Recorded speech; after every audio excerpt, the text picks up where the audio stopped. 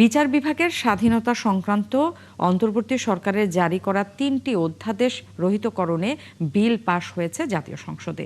বৃহস্পতিবারের অধিবেশনে বিরোধী দলের বাধার পরও রহিতকরণ ৩টি বিলই কণ্ঠভোটে পাশ হয়। আইনমন্ত্রী বলেছেন, ন্যায় বিচার নিশ্চিতে তার সরকার কাজ করছে। ৭১-এর পর জিয়া এবং বিএনপি পরিবারই সবচেয়ে বেশি মানবাধিকার লঙ্ঘনের শিকার হয়েছে বলেও মন্তব্য করেন তিনি। ভাস্কর ভাদুরীর প্রতিবেদন। প্রস্তাবের পক্ষে আছেন তারা হ্যাঁ বলুন। বৃহস্পতিবার সকাল 10:30টায় শুরু হয় সংসদ অধিবেশন। পূর্বসূচি অনুযায়ী সর্বসম্মতিক্রমে পাশ হয় ক্রীড়া পরিষদ, ক্রীড়া সেবিক কল্যাণ, শেখ হাসিনা যুব ইনস্টিটিউট সহ মোট 8টি বিল। এর বাইরে জাতীয় মানবাধিকার কমিশন রহিতকরণ ও পুনঃপ্রচলন বিল, সুপ্রিম কোর্ট সচিবালয় এবং সুপ্রিম কোর্টের বিচারক নিয়োগ অধ্যাদেশও উত্থাপন করা হয় জাতীয় সংসদে। তবে এই 3টি বিল বহাল রাখার তীব্র বিরোধিতা করা হয়। যদি বাহিনীর বিরুদ্ধে আপনি কোনো তদন্ত পরিচালনা করতে চান, তাহলে সেই বাহিনীর অনুরোধ আপনার, সেই বাহিনীর পূর্বানুমতি আপনার লাগবে, সরকারের পূর্বানুমতি লাগবে। মাননীয় স্পিকার, 1.5 যুগ ধরে ভালোবাসার নিড়ে এসিআই পিওর সল্ট। মাননীয় স্পিকার, সরকারের পূর্বানুমতি নিয়ে সরকার যে মানবাধিকার ক্ষুণ্ণ করবে, সেই মানবাধিকারের তদন্ত কতটা স্বচ্ছ হবে, সেটা এই সংসদের প্রত্যেকটা সদস্যই সেই বিষয়টি জানে। বিরোধীদের এমন মন্তব্যের পরে আইনমন্ত্রী বলেন, দেশের মানবাধিকার পরিস্থিতিতে কোনো ফাঁকা স্থান না রাখতেই জাতীয় মানবাধিকার কমিশন রহিতকরণ ও পুনঃপ্রচলন বিল আনা হয়েছে। বাংলাদেশের ইতিহাসের সবচেয়ে জঘন্যতম অপরাধের শিকার হলো বিএনপি পরিবার এবং জিয়া পরিবার।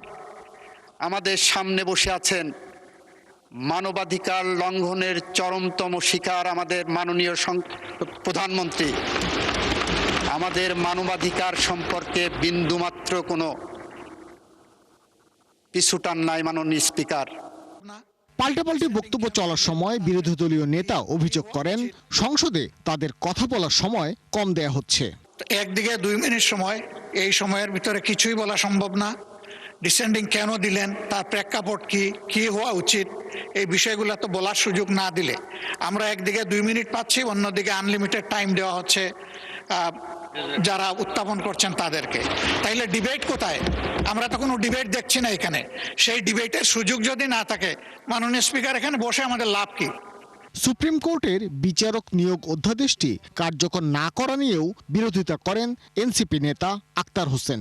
এমন বিলের মাধ্যমে বিচার ব্যবস্থাকে আবারও অন্ধকারে নেওয়া হচ্ছে বলে অভিযোগ তার। প্রধান বিচারপতির কাছ থেকে পরামর্শ নেওয়ার যে বিধানের কথা বলা হয়েছে, সেই বিধানটা 48 দিনে যখন যায়, তখনই গিয়ে শপথবদ্ধ রাজনীতিবিদের মতো, মানিক চোরার মতো ব্যক্তিরা ওই হাসিনার দ্বারা তখন তারা বিচারপতি নিয়োগ হয়েছিল, সেই ধরনের একটা পরিস্থিতি বাংলাদেশের সামনের দিনে চলুক, এটা তো আমরা কেউই চাই না মাননীয় স্পিকার।